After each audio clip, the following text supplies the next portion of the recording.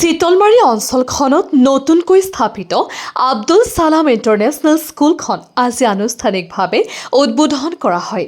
স্বত্বাধিকাৰী বদৰুদ্দিন আৰু গোলাপ হুছেইনৰ উদ্যোগত স্থাপিত ইংৰাজী মাধ্যমৰ বিদ্যালয়খনত 2026-27 শিক্ষাবৰ্ষৰ পাঠদান ইতিমধ্যে আৰম্ভ হৈছে। উদ্বোধনী অনুষ্ঠানত আজি ফিটা কাটি বিদ্যালয়খনৰ শুভাৰম্ভ কৰা হয়। প্ৰথম দিনৰে পৰা ছাত্ৰ ছাত্ৰীৰ উৎসাহজনক উপস্থিতি লক্ষ্য কৰা গৈছে।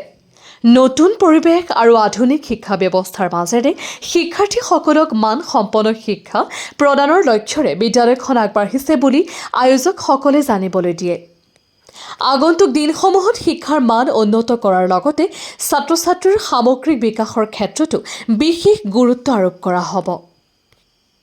মই মেডিয়া ভাইসকলক ধন্যবাদ জনাব বিচাৰিছোঁ।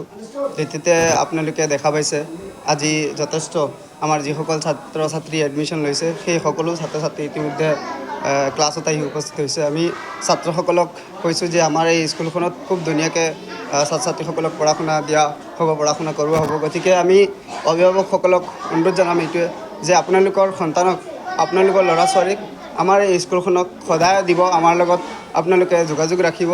কিবা যদি অসুবিধা পায় তেনেহ'লে আমাৰ লগত কণ্টেক্ট কৰিব। আৰু আমাৰ এই স্কুলখনত এতিয়াও কিছু ছিট খালী আছে। গতিকে আপোনালোকে যদি আপোনালোকৰ সন্তানক আমাৰ এই বিদ্যালয়খনত পঢ়াব বিচাৰে তেনেহ'লে আমাৰ কৰ্তৃপক্ষৰ লগত যোগাযোগ কৰি আপোনালোকৰ ল'ৰা ছোৱালীক এডমিশ্যন কৰাব পাৰে। ধন্যবাদ। আজি ভাল লাগিছে, আমাৰ ছোৱালী ইয়াত দিছোঁ আৰু আহিছোঁ, অবজাৰ্ভ কৰিছোঁ স্কুলৰ পৰিৱেশটো দেখিছোঁ, ইমান ভাল লাগিছে, ইমান এটা ধুনীয়া পৰিৱেশ, বাধাহীন।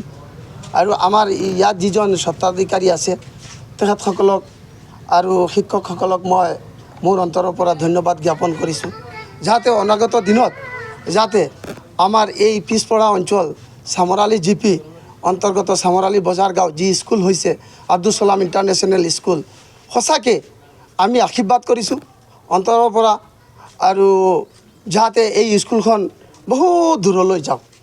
আৰু আমাৰ যিসকল ছাত্ৰ ছাত্ৰী আছে পঞ্চম প্ৰজন্ম সকলো মানে যি সপোন আছে যাতে ইয়াৰ পৰা শিক্ষা লৈ বাস্তৱ ৰূপ দিব পাৰে, এইখিনি মোৰ অন্তৰৰ কথা আৰু দোৱা থাকিল এইখিনিয়ে।